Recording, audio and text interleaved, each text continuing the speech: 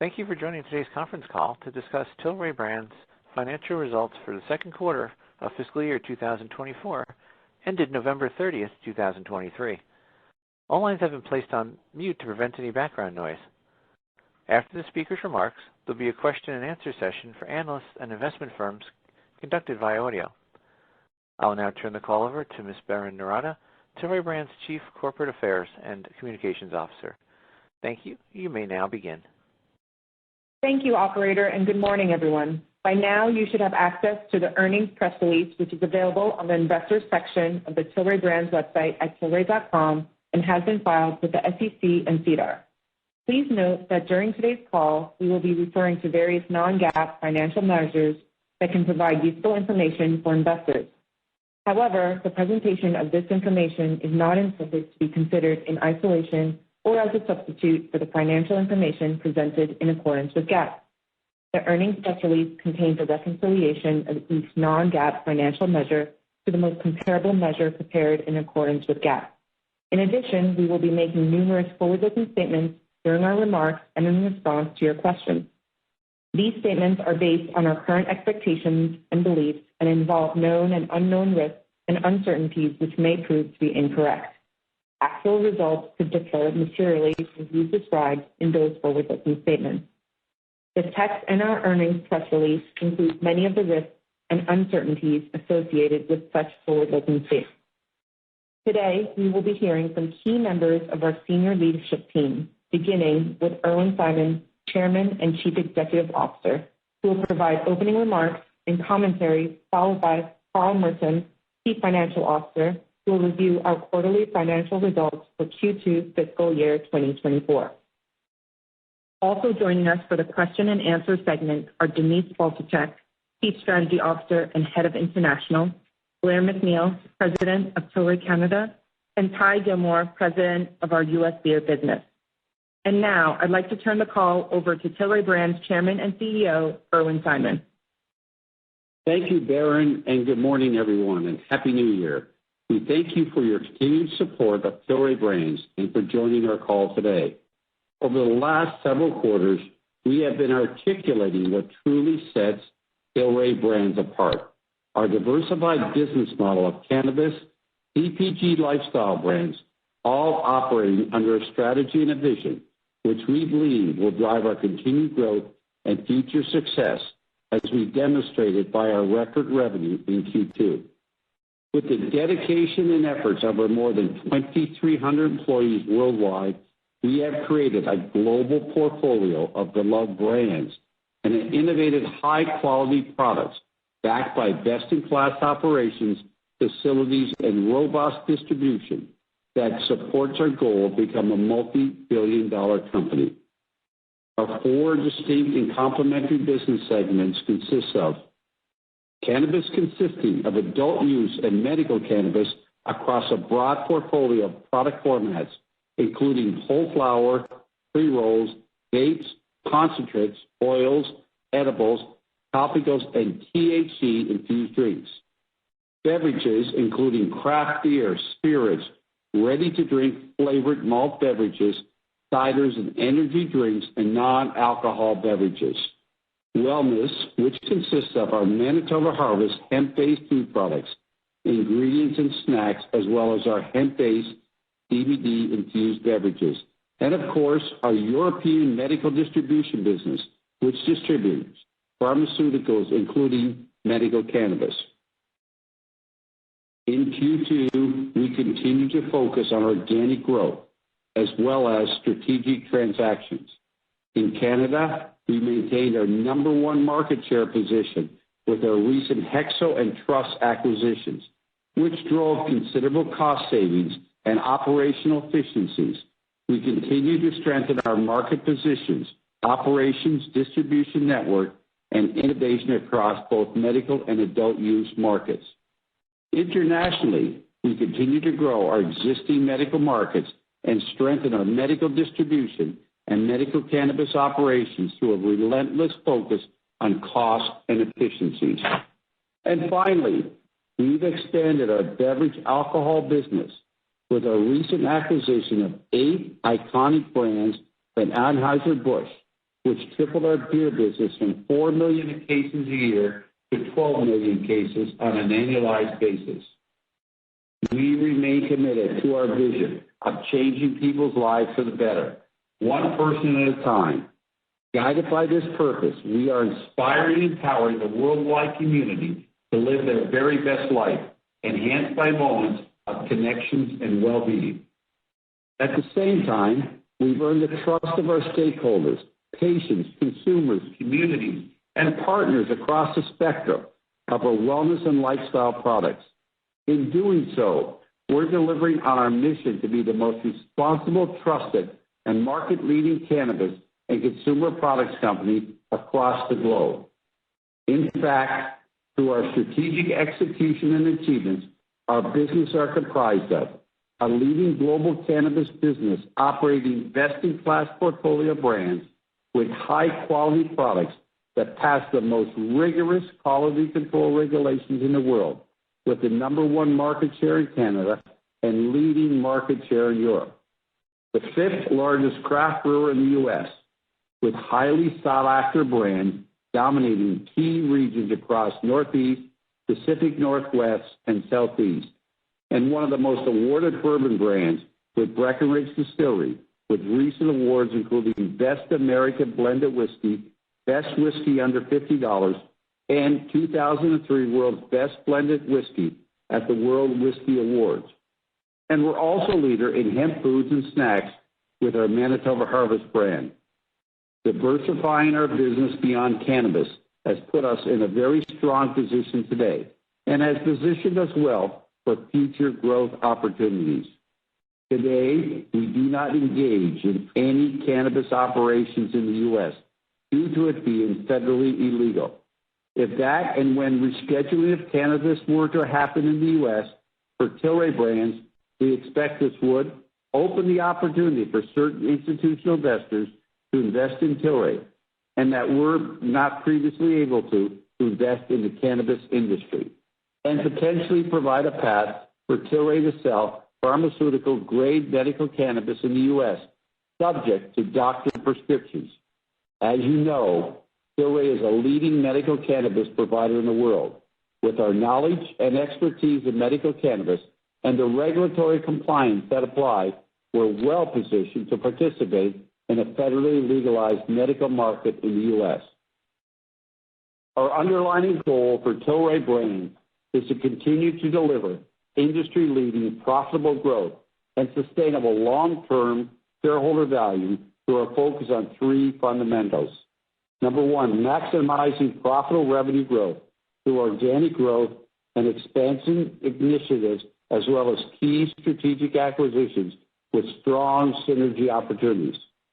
Realizing the benefits of optimized asset utilization and cost management to ensure a lean, efficient cost structure across all our business segments, and continuing to strengthen our industry-leading balance sheet and our cash position. During Q2, we generated record net revenue for Tilray brands of $194 million, which marked a 34% growth from the prior year period, and generated gross profit of $47 million and adjusted gross profit of $52 million. We also significantly reduced our convertible debt by $127 million in the quarter, an additional $18 million after the quarter, and plan to further reduce our indebtedness, optimizing our capital structure and enhancing our financial flexibility. Now moving to our businesses. We grew our Canadian net revenue by 31% in the quarter compared to the previous year, driven by innovation across all product categories. This was achieved both organically and due to recent acquisitions, despite price compression of approximately $3.6 million from the prior year quarter, which also negatively impacts top-line revenue and profitability. Tilray continues to maintain the #1 market share position in Canada, the largest federally legal cannabis market in the world, with approximately 12.5% market share in adult use cannabis. This is 570 basis points ahead of the next LP. Tilray leads Canadian adult use cannabis sales and is number one in Ontario, Quebec, and British Columbia, which represents approximately 60% of the Canadian population on a combined basis. We are also number one in cannabis flowers, oils, concentrates, and THC beverages, and number two in pre-rolls, number four in vape, and the top 10 on all other categories, all while operating under rigorous, high-quality control standards. In Q2, Tilray sold approximately 17 million grams of cannabis flower, 19 million pre-rolls, and over 1.5 million units of cannabis beverages, almost 500,000 vapes, and over 400,000 units of edibles in Canada. And we expect to sell 85 million pre-rolls by the end of fiscal 2024.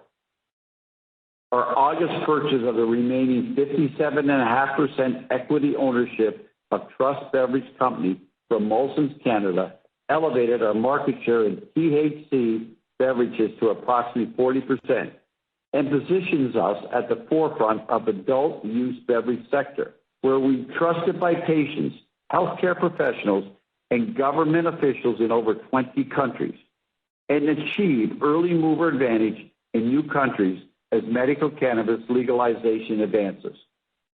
During Q2, we grew our international cannabis net revenue by 55% and are the market leader in medical cannabis across Europe, with leading shares in Germany and Poland and other countries in which we participate. Similar to the U.S., the growth of our international cannabis business is not dependent on adult use legalization. We continue to take an active government relations role internationally, and just recently, we met with various members of German Parliament to discuss the proposed regulation and advancing adult use medical cannabis initiatives, which we believe will increase the accessibility of medical cannabis to patients in Germany and further work to reduce any stigma of medical cannabis as therapeutic option.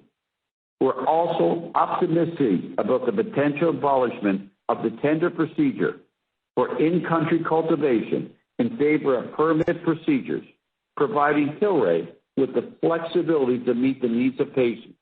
It is expected that these regulations will be passed in the first quarter of calendar 2024.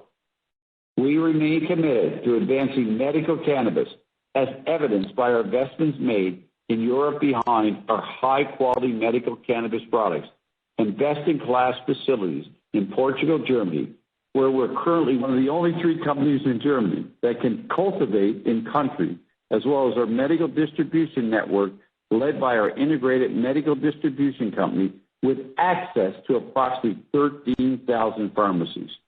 We also remain committed to medical cannabis education and research. In October, we announced our support of an independent clinical trial to research the efficacy of medical cannabis as a treatment for glioblastoma. Tilray Pharma, also known as CC Pharma, is an established medical distribution platform for traditional branded and generic pharmaceuticals, as well as medical cannabis across 13,000 pharmacies, as well as wholesalers and distributors. From a revenue perspective, it is currently equal in size to our cannabis segment, comprising of 35% of total sales. In Q2, it grew 12% from the prior year period, driven by improved procurement of pharmaceutical products and increased demand. From a bottom-line perspective, we're laser-focused on optimizing our medical distribution platform. In the quarter, we expect a cost optimization plan to reduce costs with our medical distribution segment by $1.5 million annually. The actions to achieve these savings were already executed in the quarter, and we continue to evaluate for further cost optimization and production efficiencies. Now turning to our beverage alcohol business. Beverage alcohol revenue in Q2 was $46.5 million, representing 117% growth year over year, and we're only getting started in ramping up this segment. The craft beer industry today is still a large category in beverage alcohol, with approximately $21 billion at retail in 2022. With our recent acquisition of 8 iconic craft beer and beverage brands, we have anchored Tilray's leadership position as the 5th largest craft brewer in the U.S. by sales volume. Working with the Boston Consulting Group, we have developed a beverage strategy, identifying new opportunities for pockets of growth across craft beverages, focusing on brand newness, being more connected to drinkers, and by playing the leading role in driving excitement around craft beer to a broader consumer audience through product innovation, marketing sponsorships, and events that connect with consumers across demographics. Tilray Brands is now uniquely positioned to become a top 12 beer and alcohol beverage company. By leveraging our portfolio to win more occasions through core products such as craft beer and beyond, through innovation into categories like flavored malt beverages, ready-to-drink cocktails, and spirits, this will be accomplished through a three-pronged approach. We will deploy a regional approach to scale our brands in key markets across the U.S. and maximize potential of the portfolio to gain share from competitors. We will execute a very focused national brand strategy, revitalizing Shock Top to win as national craft brands by targeting share and connection occasion to reach mainstream male and female beer drinkers. Through one national brand and many regional brands, we will provide robust coverage across the U.S. and other countries. We'll expand our innovation strategy to increase brand appeal to new consumers and occasions beyond craft beer and secondary targets.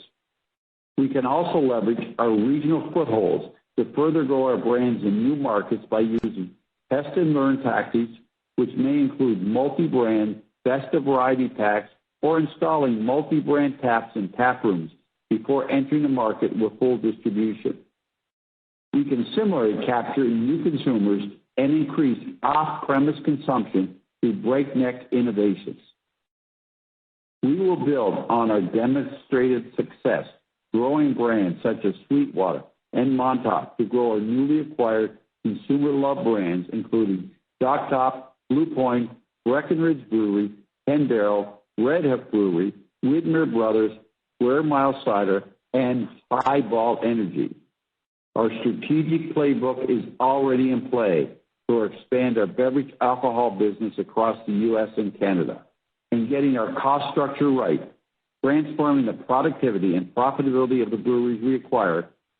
We expect our beer gross margins to increase once we fully realize the cost savings achieved in connection with our fully integrated beverage alcohol platform. We are aggressively working to launch new innovation across our beer and non-alcoholic craft brands and expect to roll out new products in Q3. Retailer and distribution enthusiasm has already provided confidence in our ability to execute on our growth strategy and to achieve our ambitions to grow our beverage segment into a top 12 business. Finally, our wellness segment is an important element of our U.S. strategy due to strong consumer interest in better-for-you snacks and hemp products. Since the Tilray and Aphria business combination, we've turned around the Manitoba Harvest business onto a path of growth and greater potential. Again, product innovation is a core focus, meeting the needs of Gen Z and millennial consumers through new hemp-forward snack foods and supplements offering in CBD beverages that fuel your day. While Q2 revenue was consistent of $12.9 million, Manitoba Harvest branded hemp business continues to expand its U.S. and Canadian leading market share, with consumption up in both natural and conventional channels, with the brand's top 5 customers all seeing growth. To conclude, we've set the stage for continued growth in the near and long term and consider our opportunities across our diversified business both numerous and exciting as we continue to disrupt the global CPG industry with products that fuel consumers' needs and change people's lives for the better, one person at a time. In everything that we do, we intentionally do to maximize profitability, sustainable revenue, and ensure optimal efficiencies, all while maintaining our balance sheet strength as we invest in our industry-leading brands. With that, I will now turn the call over to Carl to discuss our financials in greater detail. Carl? Thank you, Irwin. As a reminder, our financial results are presented in accordance with U.S. GAAP and in U.S. dollars. We are also referencing both GAAP and non-GAAP adjusted results throughout our discussion today, and our earnings press release contains a reconciliation of our reported results under GAAP to the non-GAAP measures identified during our remarks. Let's now review our quarterly performance for the 3 months ended November 30th, 2023. Q2 total revenue rose to a record $194 million compared to the prior year quarter at $144 million, representing 34% growth. And our legacy businesses grew 10% organically when excluding acquisitions and the HEXO advisory fee. By segment, cannabis net revenue rose 35% in total, with international cannabis up 55% and Canadian cannabis up 31%, despite $3.6 million of price compression in Canada. Price compression not only negatively impacts top-line revenue, but also profitability, as it would have dropped to the bottom line. Cannabis excise taxes, which are a reduction to revenue, totaled $27.4 million compared to $16.8 million last year. This reflected a sharp increase in cannabis revenue generated in Canada versus the year-ago period, due in part to the HEXO and Trust acquisitions and a change in our revenue mix to higher excise tax products. Note that excise tax is predominantly computed as a fixed price on grams sold rather than as a percentage of the selling price, and therefore continues to become a larger component of net revenue, particularly as current growth categories like infused pre-rolls and concentrates become the biggest part of our sales mix. While an excise task force has been established to present these challenges to the Minister of Finance in Canada, we do not believe some level of reform is likely in the near term. Still, about two-thirds of LPs have excise taxes owed, and this could lead to additional insolvencies and even more industry consolidation, which is needed to stabilize the industry. Distribution revenue from our Tilray Pharma, also known as BC Pharma, European medical distribution business rose 12%.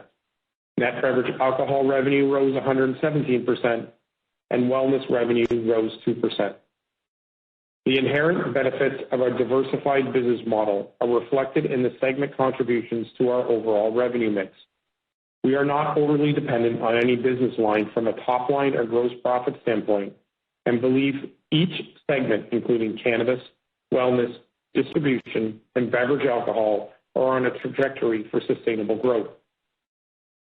In Q2, our cannabis segment represented about 35% of our total revenue mix, comparable to last year. Distribution segment represented 35%, down from 42% last year. Beverage alcohol represented 24%, up from 15% last year, and wellness represented about 7%, down from 9% last year, respectively. These percentage changes from Q2 last year are due primarily to contributions from HEXO, Trust, and the new craft beverage brands acquired in early October. Next quarter, we believe the mix will balance to approximately 30% cannabis, 30% distribution, 30% beverage alcohol, and 10% wellness. Diversification is also reflected in our geographic footprint, with about 60% of our net revenue from North America and slightly less than 40% from EMEA, with the remainder from other parts of the world. Turning to profitability, gross profit increased 11% to $47.4 million compared to $42.9 million in the prior year quarter, while gross margin decreased to 24% from 30% in the prior year quarter. While gross margin for U.S. GAAP purposes declined from the prior year, adjusted gross margin, exclusive of the impacts of the HEXO advisory fee, which ceased after we purchased HEXO, rose to 27% compared to 26%. I will discuss adjusted gross margin by individual segment in a moment. Net loss improved to $46.2 million compared to net loss of $61.6 million in the prior year quarter. On a per-share basis, this amounted to net loss of 7 cents versus 11 cents in the prior year quarter. During Q2, we renegotiated a supply agreement between Aphria Inc., a wholly owned subsidiary, and Aphria Diamond, a non-wholly owned subsidiary, that is expected to result in $33 million annually in additional income being allocated to Tilray shareholders as opposed to the non-controlling interest. Further, as part of this renegotiation, we believe we will save more than $22 million annually in cash income taxes. The renegotiated supply agreement was effective September 1, 2023. If this amended agreement had been implemented at the onset of the fiscal year, it would have improved our loss per share attributable to Tilray shareholders by 2 cents for Q1, which would have increased the value attributable to Tilray stockholders by $15 million. Despite all of this, we still expect to pay over $140 million in Canadian excise tax this year. Beginning this quarter, we are introducing 2 new reporting metrics to our discussions: adjusted net income loss and adjusted earnings per share. The definitions of both are identified in the press release, along with the relevant reconciliations and calculations. For the quarter, we are reporting an adjusted net loss of $2.7 million, which when calculated on a per-share basis, resulted in EPS of 0 for the quarter. Adjusted EBITDA was $10.1 million, down from $11 million in the prior year quarter. This is consistent with the termination of the HEXO Advisory Services contract upon our acquisition of HEXO, which represented $7.8 million of the $11 million in adjusted EBITDA in the prior year period. During the quarter, we continued to make great progress against the HEXO synergy plan, increasing the amount of the synergy from $27 million to between $30 and $35 million. As of the end of the quarter, we achieved $22 million in annualized savings on an annualized run rate basis, of which $14 million represented actual cost savings during the period. These synergies are being achieved via consolidating packaging, procurement, freight, and logistics.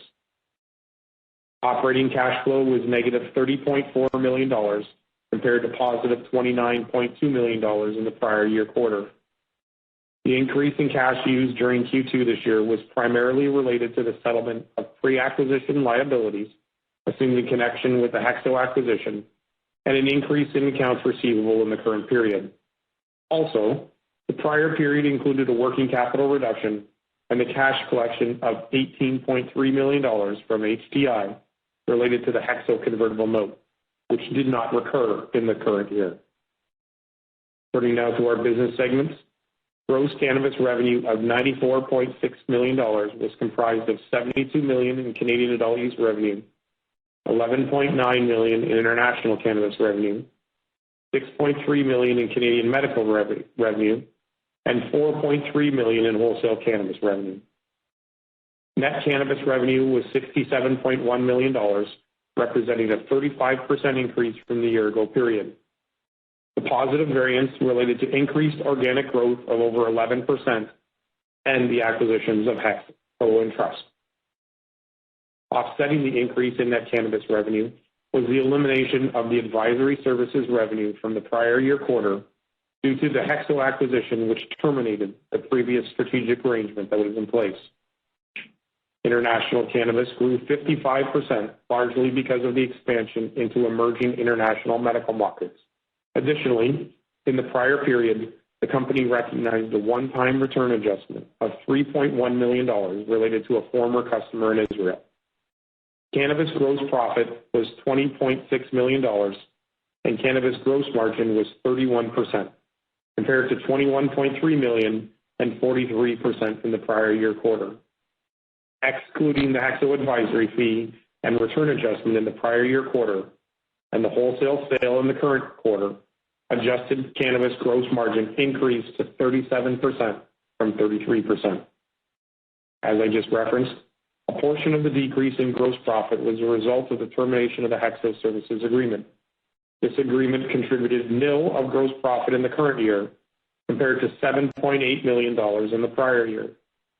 Additionally, we made a significant wholesale transaction that resulted in negative gross profit of $0.2 million.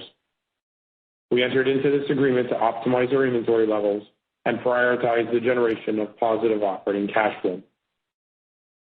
European distribution revenue, derived predominantly through CC Pharma, increased 12% to $67.2 million from $60.2 million in the prior year quarter. The increase was driven by the strengthening of the euro relative to the US dollar, increased capacity through outsourcing of third-party production facilities, as well as leveraging internal production and improved procurement processes. This has allowed Tilray Pharma to improve its product mix. We also continue to be focused on optimizing portfolio and production capacity to prevent constraints on continued revenue growth. Tilray Pharma gross profit decreased to $7.1 million compared to $7.7 million in the prior year. Tilray Pharma gross margin decreased to 11% from 13% in the prior year quarter, which was due to product mix. Beverage alcohol revenue was $46.5 million, up 117% from $21.4 million in the prior year quarter.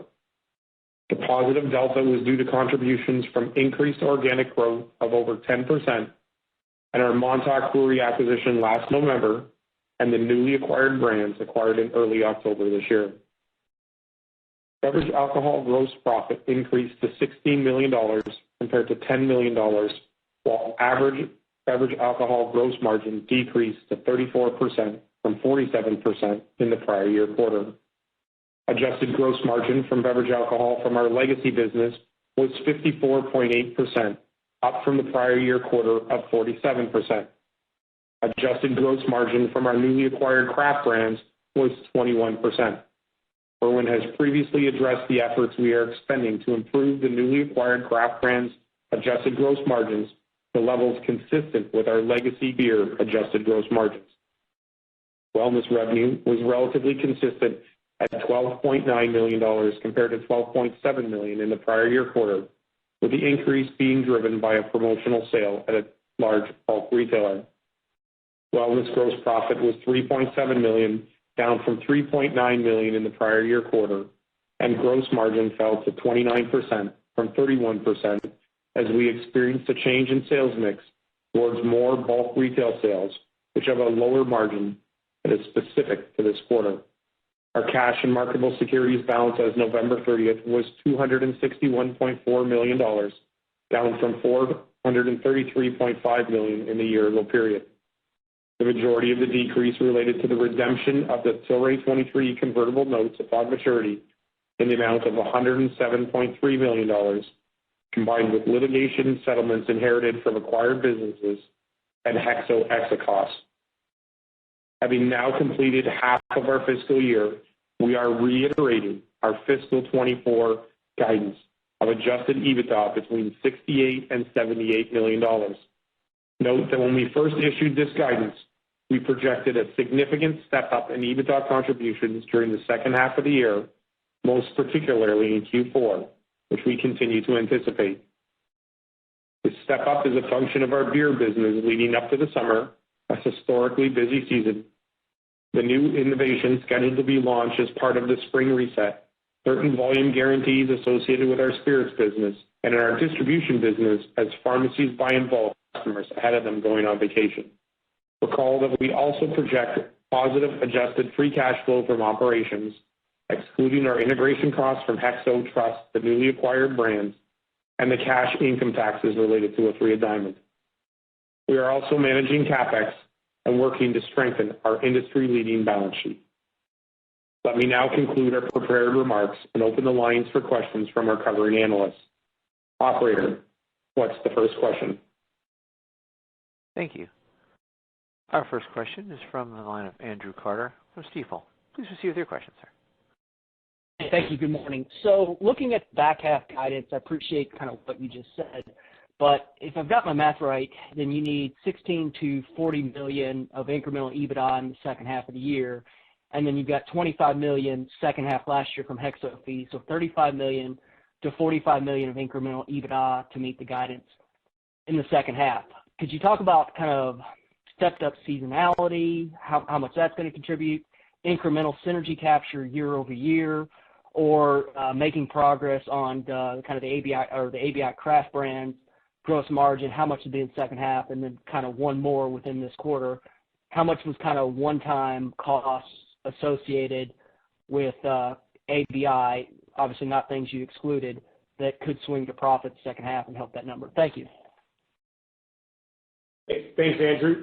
So just in terms of a number of the items, first off, when we look at the Hexo and Trust acquisitions, we've increased our synergy target to $30 to $35 million. We already have $22 million of that and got 14 of it in the most recent quarter. So you're going to see that flow through the historic Hexo numbers through the end of the year. We're seeing increased seasonality in the Canadian cannabis business in Q4. We see increased seasonality every year in the distribution business in Q4, every year except for the 2 years of COVID. And that's really driven by pharmacies stocking up on medicines in advance of the summer months, when a lot of Germans disappear from Germany for their holidays over the summer and they buy in advance. As you go through and we look at the ABI transaction, the newly acquired brands, what we're seeing is even more seasonality than Sweetwater, and we all know what happened last year with Sweetwater and Montauk in the fourth quarter, and so we see profitability increases there as well. We have a couple internal cost savings plans that are going to net us about $5 million over the back half of the year. And we have invested immensely in new innovation for both ABI and for Sweetwater for that spring reset in the back half of the year. And Andrew, I think the big thing is this year, you got to remember we closed on the ABI deal only 2 months ago, so we really didn't get any benefits from it. But you got to step back. Our beer business was up 10%, in this quarter, where traditional beer businesses have been down or flat. So we're seeing some good organic growth from our beer business. We're seeing good organic growth from our cannabis business. You saw what happened in Europe. You saw what happened, in our Canadian market, and that's even with price compression. So let's step back. You heard what we said. We increased our synergies, that we're going to get now from the Hexo deal, $30 to $35 million. We were only operating that for, about 3 months. We closed on Trust. We're consolidating that business into our London facility, and, we have a major market share on that. So we're well positioned, and I think the big thing is how do we take and get organic growth is key, number one. Number two is cost savings, and we put in place very early on, or just at a corporate tier, we've taken about $5-6 million, and then focusing on the integration of the Hexo business, the Trust business, and the ABI deal. And then last but not least, we got a lot of innovation coming out in our product line, both in beer and cannabis. So, we feel there's a good path to, achieve the back half. It's a second question, just from Canada. You mentioned the price compression ongoing, obviously at a much lower rate, but it's still a headwind to the profit. You also mentioned mix going kind of where the consumer is. That's degradation. I mean, at a certain point, looking at Canada, do you see the profit pool increasing and, I guess, risk? You mentioned 2/3 of LPs aren't paying kind of the regressive taxes owed. Do you see any risk there that, that number one, enforcement obviously isn't happening, but number two, there could be settlements or whatever that could make basically the whole kind of Canada adult use market just a very difficult value proposition overall, to where you would kind of reconsider investment in that? Thanks. So, step back for a second. Listen, Canada is the only market in the world where recreational cannabis is legal. We have one of the largest share. We're number one in Ontario, number one in Quebec, and number one in British Columbia, which is over 60% of the population. What we're seeing in Canada, yes, we don't like price compression, and, we got a 12.5%, 13% share with our next, competitor out there, about 4.5% share points lower. What we have to focus on is a couple things. More and more sales, number one. Number two, taking more and more costs out. You heard Carl talk about renegotiating our agreement and taking costs out of our agreement with our grower. As we bring Hexo in there, we're looking to take $35 million of total costs out of there. But as we grow sales, we will now sell 18, 19 million, pre-rolls a year. We'll sell more and more flower. The big thing is organic growth and taking out more and more costs. Ultimately, listen, the industry is only 5 years old. I come back and I say this here. More LPs will go away. More consumers will get educated about cannabis, and the cannabis market will grow. I see a big opportunity in the beverage category for us in the Canadian market in the edibles. And listen, with our infrastructure in Canada and now having a facility in Belleville and London, it doesn't stop us from going into the beverage business, the beer business, the craft beer businesses, or other businesses in Canada to offset some of our costs of our infrastructure to diversify like we've done in the U.S. So, we're committed to the Canadian market, and we think there's a lot of opportunities there. Thanks. I'll pass it on. Thank you. Thank you. As a reminder, to allow as many analysts as possible to ask questions, we ask you please ask one question at this time. Our next question comes from the line of Aaron Gray with Alliance Global Partners. Please proceed with your question. Hi, good morning, and thank you for the question. So for me, I just want to touch on some of the comments you made in terms of potential rescheduling in the U.S. and opportunities on the medical side. So, assuming if it might be Schedule 3, as many people predict it might be. Can you speak to how you think you'd be able to leverage your Canadian and European expertise? You spoke to prescriptions. Do you think there need to be additional steps in terms of the current existing framework in the U.S. to participate, in terms of selling into pharmacies, or do you think you'd be able to utilize that in terms of the existing dispensaries where most cannabis medical sales are being done? Just if you could expand upon how you might be able to participate in the U.S. in the event of rescheduling on the medical side. Thank you. Listen, I think as I've said, and I said in my comments, what rescheduling does and medical cannabis legalized, a couple things. I think it brings in some additional shareholders in regards to institutional shareholders. It changes the way in regards to some of the banking reform that possibly, but more important, medical cannabis now, which, is legal in about 10 states, medical cannabis is. I think the opportunity to sell medical cannabis in the U.S., nationally, where today we are, the largest in Europe, and we have a big business in Canada. So taking our infrastructure and hopefully, we could import products from the Canadian market, or ultimately, would we buy something in the U.S. that would allow us to get into the medical business? But again, we have the expertise, we have the research, we work with the doctors, on writing prescriptions today. We work with multiple hospitals, as you heard, us talk about doing research on, brain cancers and some other sleep apnea and some other diseases out there, anxiety. I mean, we've been doing this now for the last 5-6 years. So taking that knowledge, taking that research, and taking the expertise, and, we may have to move some of our people here and set up the infrastructure to do it. But it would not be a big issue for us to do it, to get into the medical business in a big way in the U.S. Okay, great. Thanks very much for the call. I'll drop back in the queue. Thank you. Thank you. Once again, a reminder, if you please ask one question so we allow as many analysts as possible to ask questions. The next question will be from the line of Tammy Chen with BMO Capital Markets. Please proceed with your question. Hi, good morning. Thanks for the question. I just wanted to ask if you can talk a bit about how you view your current liquidity position. I think, you're targeting for this fiscal year to be positive adjusted free cash flow, but, that would suggest there'd still be other cash outlays that you exclude from this, but it would be a burn on your cash balance. And you've highlighted a number of various innovation investments in, for example, your beverage alcohol segment. So I'm just wondering how, at this point, you view your liquidity position. Thanks. I view we're in a pretty good shape. At the end of the quarter, we had close to $260 million of cash. Our debt bank debt and our subordinate debt, is basically, little less than $500 million.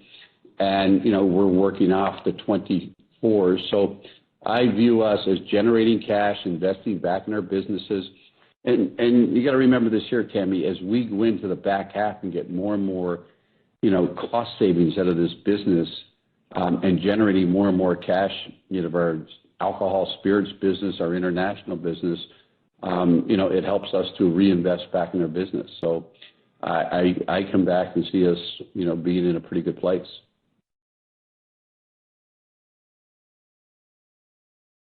Okay, thank you. Thank you. The next question is from the line of Owen Bennett with Jefferies. Please proceed with your question. Morning, gents. Hope all well. Just a quick one on the international business. So you mentioned or spoke about certain drivers into the back half.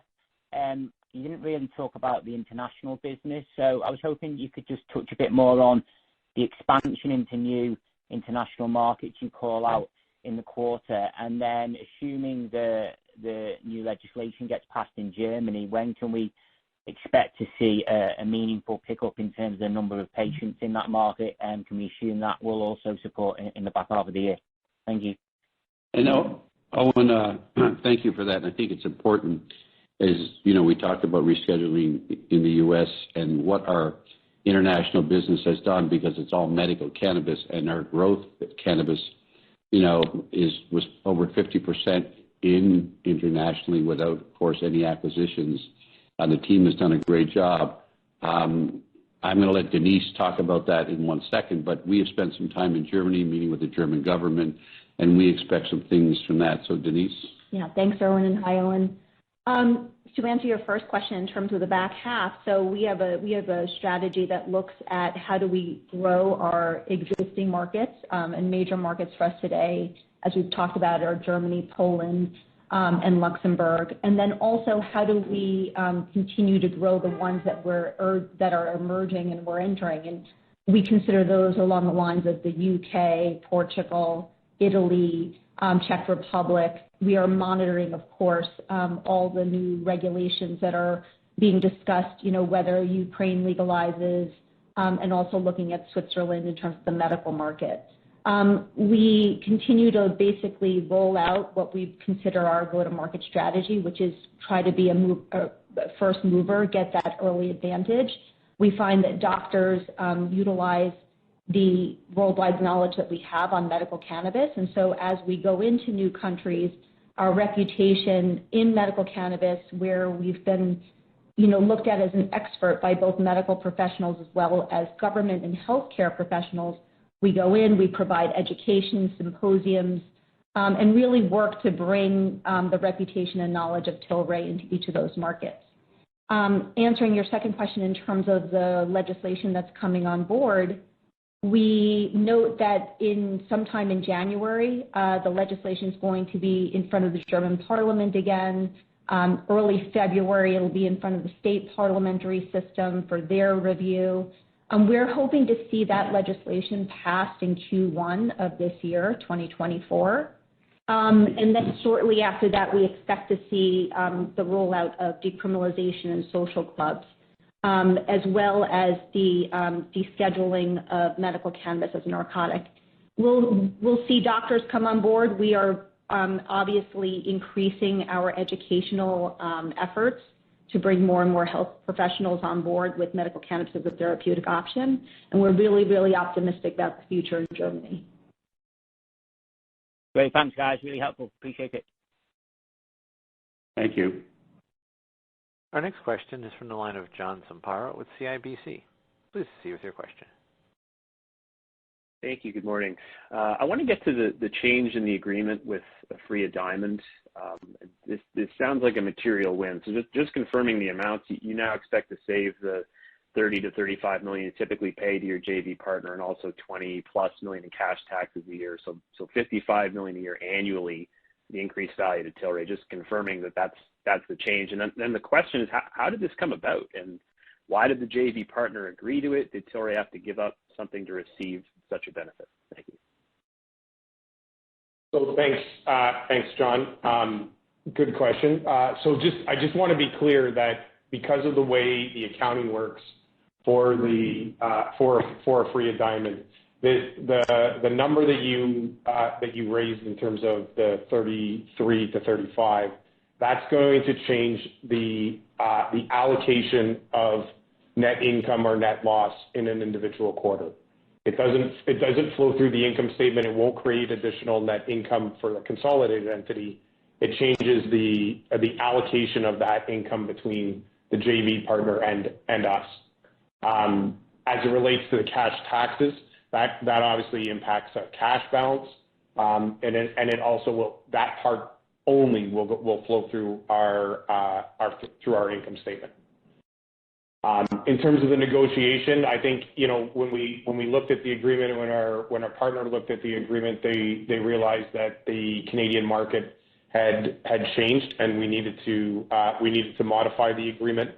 Obviously, there were give and takes associated with that agreement, but at the end of the day, we've been able to modify that and deliver that value to our shareholders. I think the most important thing is, we have a good partner in the Mastronardis that have worked with us. I think as we look, at the long term of the industry, but the most important thing is when we went in there, price compression has hit this company, close to $200 million over the last couple of years. And, they were not sharing within the price compression. I think there's important here that there was, even though there was a time limit on this here, but walking in there, win-win for both, and hopefully we can sell more cannabis. We've consolidated some additional cannabis into their facilities, with the Tilray and some of the Hexo acquisitions and some of the other stuff we're doing. So there was multiple parts of it that made sense. And I think part of that too was in doing that was benefit of some tax opportunities for us that was very, very helpful. So it was a win-win situation. Got it. That's helpful. Thank you. Thank you. Our next question is from the line of Matt Bottomley with Canaccord Genuity. Please proceed with your question. Good morning, everyone. I just wanted to follow up with some of Irwin's comments with respect to when you were asked about sort of the value proposition out of Canada, and specifically with respect to ultimate market share, or at least in the medium term. I know on the back of the sort of Tilray Aphria combination, there was a hope of maybe getting as high as 30%. So given the fact that you're 500 basis points ahead in terms of market share of who's number two, how much of sort of increased market share is things that are in your control, whether it's through innovative products versus just continuing to wait for this market shakeout, which seems to be taking longer than everyone had anticipated? Listen, great question. As I look at it and say, we have a 12.5%, 13% market share, and I look at everybody else, there's about another 10% market share. And then I look at the other 800 LPs with 1%, 0.5%. There's just a lot of growers out there. I think what we're seeing is either a lot of consolidation or a lot of small LPs going away. Originally I'd come out there and said, I wanted high double digits or in the 20s or 25% market share. You got to remember, we're number one in Canada, or number one in Ontario, number one in Quebec, and number one in British Columbia, which represents, over 60% of the population. So, I think there's good opportunities to grow market share.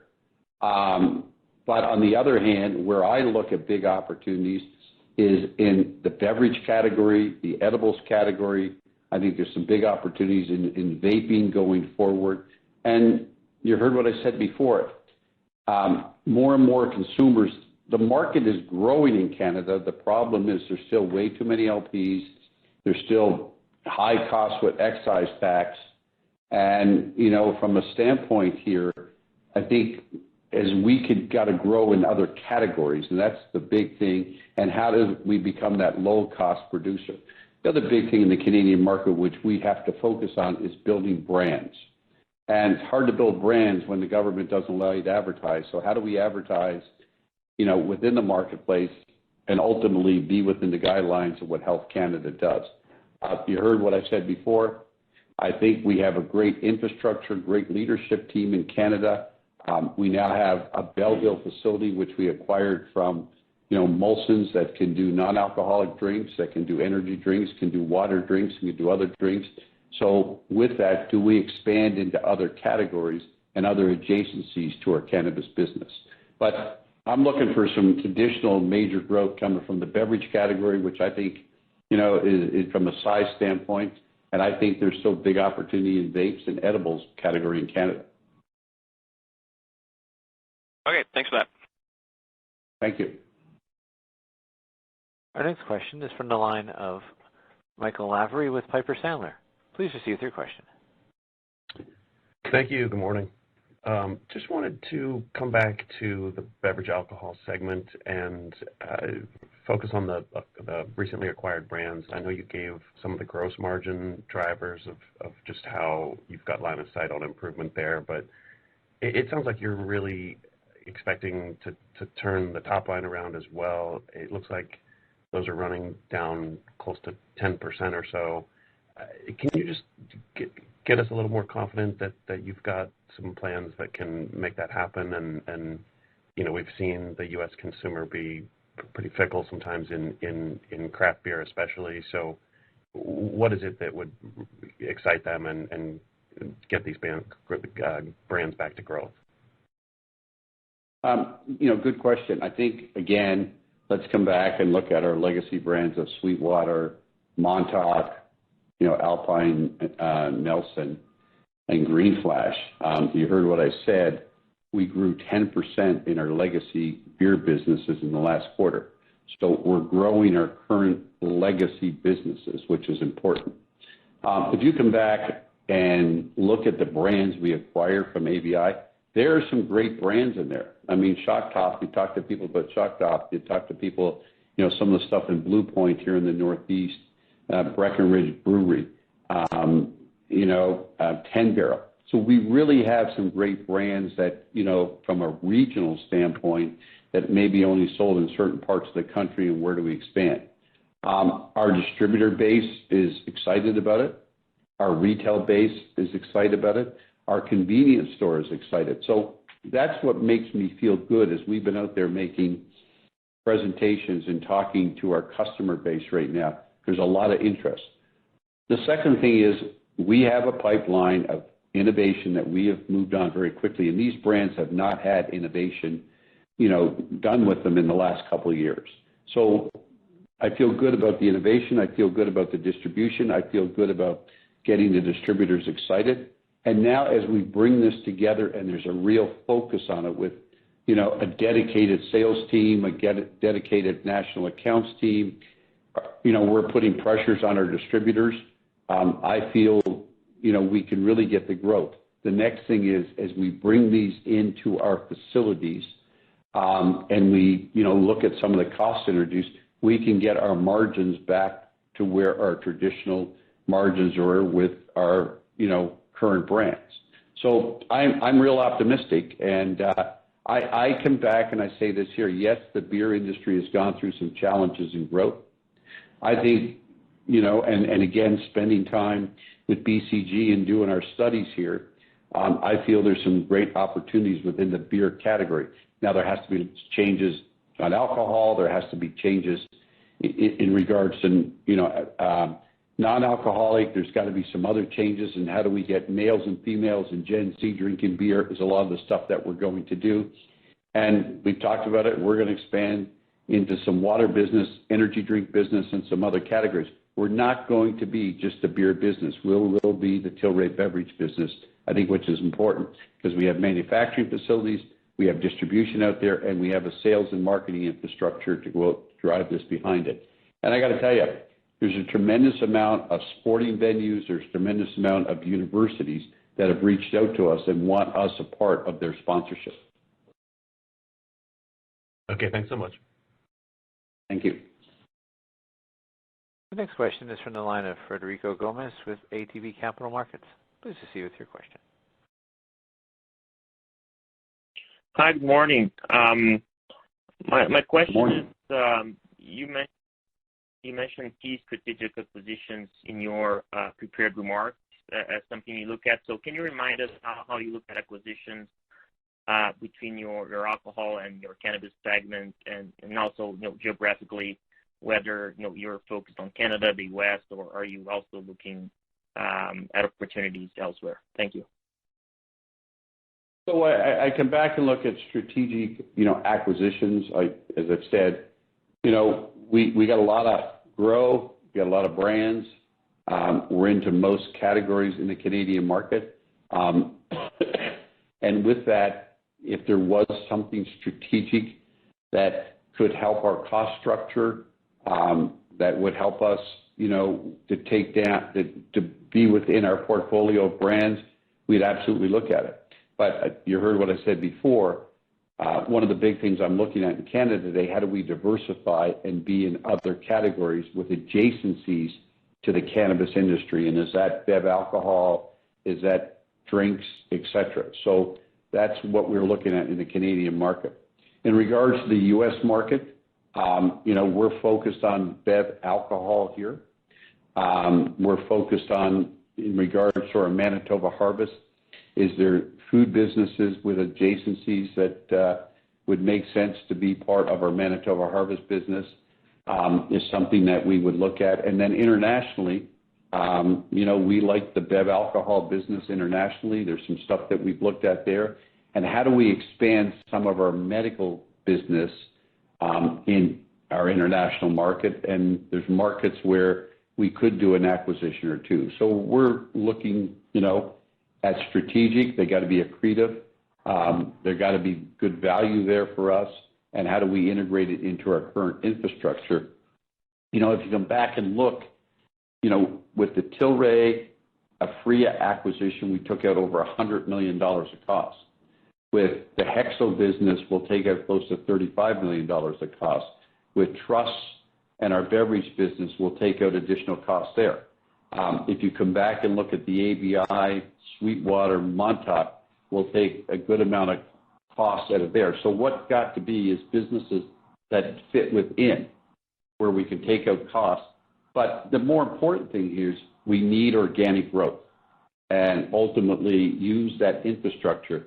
And as a company today of our size, just being a public company cost out there today, higher costs for our insurance because we have cannabis within here. So again, how do we absorb some of those costs with putting more sales on it? I think that's, something that we look at here. Thank you very much. Our next question is from the line of Vivian Azar with TD Cowen. Please proceed with your question. Good morning. This is Robin Holbeon for Vivian Azar, and thank you for taking the question. I just wanted to follow up on the international question, specifically in Australia, where we've been seeing some strong patient growth. Any updates for your plans in that market, and do you see any of these international markets becoming saturated as more competitors achieve the necessary certifications? Thank you. Yeah, no, thank you for the question. So in terms of Australia, we see really great opportunity in Australia. We have a leading business there in both Australia and New Zealand, both with our extracts as well as our flower. What we have done is we have expanded our portfolio of flower in order to take advantage of that market, including, as of last quarter, we introduced Broken Coast into the market, as the market really was looking for more of a proliferation around medical cannabis flower. And we will continue to evaluate that market for new form factors. In terms of your question about competition, achieving more certifications, we have been in the market with GMP certification. Our GMP certification is actually above the standards that's actually required in Australia, and we find that healthcare professionals and government regulators enjoy the fact that we take the higher standard approach, considering that medical cannabis, we think high standards are key. And we'll continue to grow that market and look for opportunities to partner with additional cannabis dispensaries, partnering with healthcare clinics, et cetera. Got it. Thank you. Thank you. At this time, we've come to the end of our question and answer session. I'll hand the floor to management for closing remarks. Thank you very much, everybody, and thank you for joining us today. I sit here and proud of where we are. We are a global company. We are a diversified company. And if you look at public companies out there today, there's very few companies that, emulate or resemble what we do in cannabis, alcohol, food, and sell on a global basis. We're dealing in categories today that are new to the marketplace in regards to cannabis. We're dealing with, categories today where there's a lot of regulatory requirements, and that's something that we do as a company to ensure when we produce cannabis, it goes through strict regulatory and quality control before we put any product out there, and that's the same with every single product. I come back and I remember joining Aphria when we were, a $50 million business. Today on the run rate to close to $1 billion. We had record net revenue of $194 million, and that is after excise tax comes off the top. We're a number one in the Canadian market, like I said before, a tough market with a lot of LPs, still an illicit market there, and still a market that's just 5 years old where a lot more consumers are being educated, and we're trying to build brands out there and not being able to advertise. So with that, we've accomplished a lot, and we got a lot more to do. In Europe, again, we're the largest medical cannabis company in Europe with a 55% growth, which we see lots of opportunities in different countries. We see lots of change coming in Germany. And, with that, spending a lot of time over there and having a grow facility in Portugal and Germany gives us a leg up in a very good way. And I think the important thing is there's a lot of sharing between the Canadian market medical business and the European market that we're doing that ultimately, like I said before, if descheduling never happened, what we could bring to the U.S. I'm really excited about our bev alcohol business. Our beer business being the 5th largest cannabis business. I remember when we first bought Sweetwater, we were selling about 2 million cases plus of beer a year. Now we'll sell close to 12 million cases, have over 12 brands, 6 processing facilities, 12 brew houses, and brands that got tremendous opportunity. I see a big resurgence happening in the beer category in multiple ways, and I think that's something that we're going to help evolve and change with innovation, with distribution, with new products, with education about beer, and as I've said, and try to coin this, how do you make beer cool again and not from just a drinking standpoint? From a standpoint of people, I really have to say I'm very lucky to get to work with a great organization, over 2,300 people, around the world. We onboarded, over the last 2 months, over 700 new people with the acquisition of ABI. And with that, that went seamless, and I very much want to welcome them as part of the Tilray family. I was asked a question about our balance sheet. That's something that Carl and I spend a lot of time on, managing our balance sheet. Something that keeps me up at night is debt. So how do we deal with our debt? How do we generate cash? And again, we're a 5-year-old company that have done multiple acquisitions. We spend a lot of CapEx on growth CapEx, and how do we do that? And at the end of the day, manage our balance sheet. And last but not least, our shareholders. We're here for our shareholders. We're here to work for our shareholders, and we're here to deliver, upon our shareholders who invest money in us. So we got lots to look forward to. The back half is a big back half for us. There's a lot of heavy lifting to do, we know. But I'll tell you, we have a good plan and a path to hopefully, let us get there. So thank you very much for listening to today's call, and look forward to speaking to you in the near future. Happy New Year, and have a great day. This concludes today's conference. You may disconnect your lines at this time. Thank you for your participation.